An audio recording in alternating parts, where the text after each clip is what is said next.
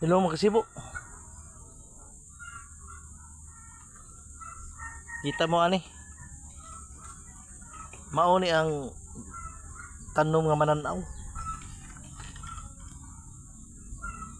Kining tanom nga mananaw ang liso kuno ni mao ni kinagamayan o kinagaanan. Ani nimo makita ani na.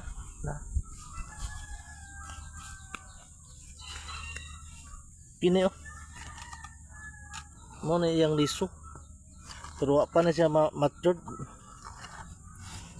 Gagmay pa na. Tungod sa kagamay ani ang iyang liso, mapalit sa hangin. Pumutog pa ni sa mga hakhak, sa mga kahoy.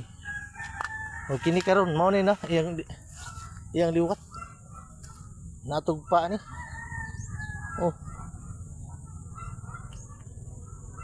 Matawag siya wild plants.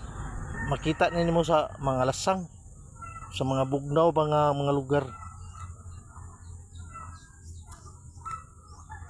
Mo ni mga hanging plants, hindi ni mo angay sa ubos. Mga kasagaran na ang liso, mga lupad tungod sa kagaan. Okay, kinsa tong maka-relate ani, daghang salamat mga kasibo.